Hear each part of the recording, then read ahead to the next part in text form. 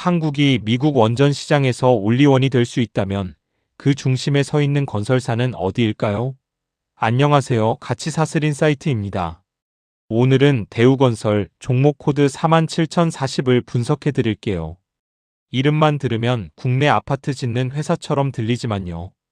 지금 이 회사에는 원전이라는 초대형 성장 엔진이 막 장착되고 있습니다. 그리고 그 엔진이 돌아가기 시작하면 함께 수혜를 받는 연관 기업들이 줄줄이 있어요.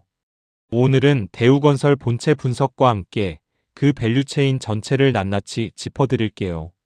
자, 대우건설이 어떤 회사냐부터 짚어볼게요. 기본적으로는 국내에서 푸르지오 아파트 브랜드로 잘 알려진 종합건설사예요.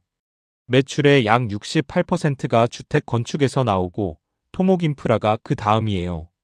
그런데 여기서 끝나지 않아요. 대우건설은 해외 플랜트, LNG 설비, 그리고 지금 가장 뜨거운 키워드인 원전 EPC까지 사업 영역을 확장하고 있습니다. EPC는 엔지니어링 조달 시공의 앞글자를 딴 건데요. 쉽게 말하면 설계부터 자재 구매, 실제 공사까지 전부 맡는다는 뜻이에요. 한 가지 중요한 포인트를 드리면 대우건설은 원자력 관련 조직과 기능을 완전히 해체하지 않고 유지해왔어요. 국내에서는 월성 34호기, 신월성 12호기 시공 경험이 있고 2024년에는 체코 두코반이 원전 사업에서 팀코리아 일원으로 우선협 상대상자에 선정됐습니다. 왜 지금 주목받느냐 세 가지로 정리해 드릴게요. 첫 번째는 팀코리아 원전 수출입니다. 체코 두코반이 원전 프로젝트가 사실상 수주 확정 단계예요. APR 1400이라는 한국형 원자로 기반으로 2.8기가와트 규모의 원전을 짓는 건데요. 총 공사 기간이 10년, 2026년 착공 예정입니다. 그리고 여기서 끝이 아니에요. 파이프라인이 체코 테물린, 베트남 린투원, 미국 신규 원전으로 순차적으로 확장되고 있어요. 이게 현실화되면 대우건설의 성장 스토리는 완전히 달라집니다. 두 번째는 재무 선제 정리예요. 2025년에 대규모 일회성 손실을 한 번에 반영했는데요. 이게 단기적으로는 아프지만 장기적으로는 오히려 긍정적인 신호예요. 그동안 재무 불확실성의 원인이었던 미청구공사와 미수금이 2.2조에서 0.7조로 대폭 줄었습니다. 업계 평균이 2040% 수준인데 대우건설은 10% 이하로 내려왔어요. 2026년부터는 이익 정상화가 기대됩니다. 세 번째는 수주잔고 역대 최대예요. 2019년 32.9조에서 2025년 50.6조 원으로 54% 늘었어요.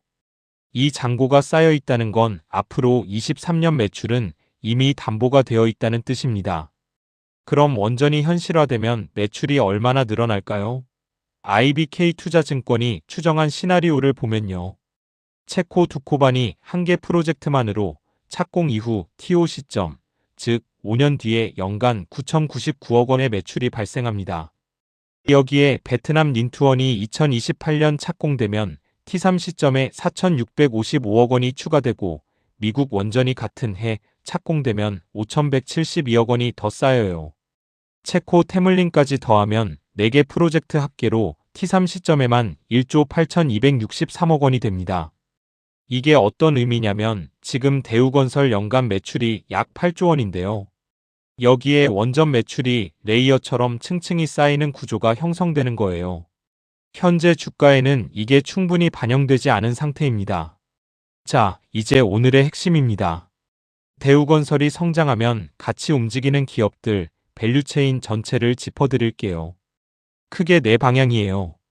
원자력 소재기자재 공급하는 업스트림, 발주처인 원전외 인프라 수요처, 원전 현장에 투입되는 건설 장비 설비, 그리고 원전 완공 후 필요한 전력 인프라입니다. 쉬운 예시로 비교하면 이래요. 도로를 새로 뚫으면 아스팔트 회사, 포크레인 회사, 신호등 회사가 다 같이 일감이 생기죠.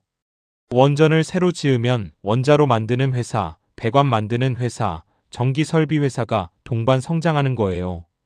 첫 번째 밸류체인은 원자력 기자재와 소재 공급 업체들입니다.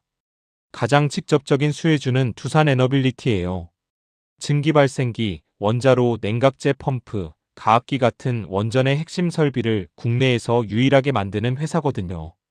팀코리아 수주가 늘어날수록 두산 에너빌리티 물량이 직접 연동됩니다. BHI도 원전 보조기기 공급사로 함께 주목할 만해요. 배관과 밸브 쪽도 있어요. 원전은 압력이 엄청 높아서 일반 배관이 아닌 특수강제가 들어가거든요. 세아창원 특수강은 고압 배관용 특수강을 공급하고 성광밴드는 원전 배관 피팅 납품 이력이 있어요. 계측 제어, 즉 원전의 두뇌 역할을 하는 분야에서는 우진이 원전 계측기 전문 기업으로 수출형 원전의 동반 납품을 기대할 수 있어요. 두 번째 밸류체인은 원전 설계와 시공 파트너들입니다. 원전 EPC는 한 회사가 다 하는 게 아니라 팀코리아라는 컨소시엄 구조예요. 흐름을 보면 한국수력원자력이 발주 역할을 하고 한전기술이 기본 설계를 맡고 대우건설이 EPC 주관사로 공사를 이끌고 두산에너빌리티가 기자재를 공급하는 구조입니다. 여기서 한전기술은 APR1400 원전의 기본 상세 설계를 전담하는 곳이에요.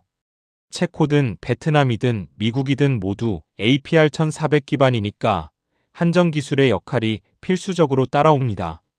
현장 시공 측면에서는 원전 건설 현장의 초대형 크레인, 콘크리트 타설 장비, 강제 가공 장비가 엄청나게 필요한데요. HD 현대인프라코어, 현대건설기계 같은 건설기계 기업들도 해외 원전 현장에 장비를 납품 임대하는 기회가 생깁니다. 세 번째 밸류체인은 원전 외의 해외 수주 파이프라인입니다. 이것도 상당히 풍성해요. 먼저 LNG 플랜트 쪽이에요.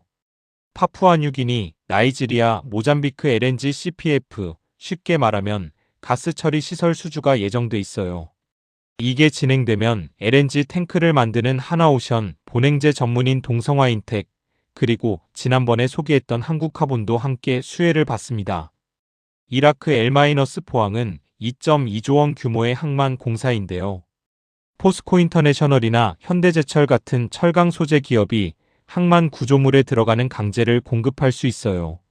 원전이 완공된 뒤에도 수혜가 생겨요. 원전에서 나온 전기를 어디로 보내야 하죠? 맞아요. 변전소와 송전 설비가 있어야 해요. LS 일렉트릭이나 효성중공업 같은 전력 설비 기업들도 장기적인 수혜자입니다.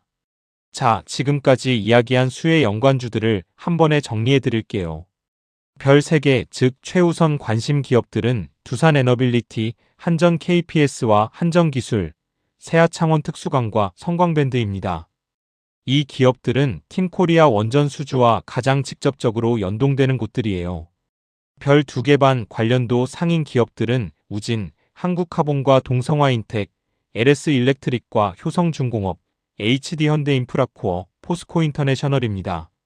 물론 이 종목들 자체의 개별 분석도 반드시 해야 하고요. 대우건설 수주 이슈 하나만으로 투자 결정을 내리면 안 돼요. 하지만 산업 트렌드의 흐름을 파악하는데 이렇게 밸류체인으로 연결해서 보는 게 훨씬 입체적인 시각을 줍니다. 밸류에이션 측면에서 정리해 드릴게요. IBK 투자증권 기준 목표 주가는 14,500원이에요. 현재 주가 12,320원 대비 상승 여력이 17.7%고요. 적용 PER은 17배인데 이건 2007-2010년 해외 건설 수주 호황기 배수를 기준으로 했어요. 현재 원전 수주 확대가 당시와 유사한 사이클이라고 보는 거죠. 투자 포인트 핵심은 4가지예요. 체코 두코반이 착공 시 10년 장기 안정 매출 확보, 재무 불확실성 선제의 해소로 2026년 이익 정상화 기대, 수주잔고 50.6조로 23년 매출 가시성 확보, 그리고 원전 4개 프로젝트가 현실화되면 연간 3조 원 이상 추가 매출 가능성. 다만 리스크도 있어요. 원전 수주 확정이 지연될 수 있고 국내 주택 경기가 더 악화될 수도 있어요. 해외 공사에서 원가가 추가로 터질 가능성도 배제할 수 없고요. 단기 급등 후 조정 구간이 올 수 있으니 분할 매수 전략이 유효합니다. 오늘 내용을 한 줄로 정리하면 이렇습니다. 대우건설은 재무 불확실성을 선제적으로 털어내고 팀코리아 원전이라는 초대형 성장 엔진을 장착 중인 회사예요. 체코 두코바니부터 시작해 베트남, 미국, 체코 테물린까지 4개 프로젝트가 쌓이면 지금과는 전혀 다른 밸류에이션을 받는 회사가 될 수 있습니다. 그리고 이 성장 스토리에서 수혜를 받는 건 대우건설만이 아니에요. 두산 에너빌리티, 한정기술, 세아창원 특수강, LS 일렉트릭까지 원전 밸류체인 전체가 함께 움직입니다. 투자는 항상 내가 직접 공부하고 결정해야 해요. 오늘 영상은 방향성을 드린 거고 실제 비중과 타이밍은 각자의 기준으로 판단하세요. 이런 방식으로 한 기업의 성장이 산업 전반으로 어떻게 퍼져나가는지 가치사슬인사이트 채널에서 계속 분석해 드릴게요. 오늘 영상이 도움이 됐다면 구독, 좋아요, 알림 설정 꼭 부탁드립니다. 다음 영상에서 만나요.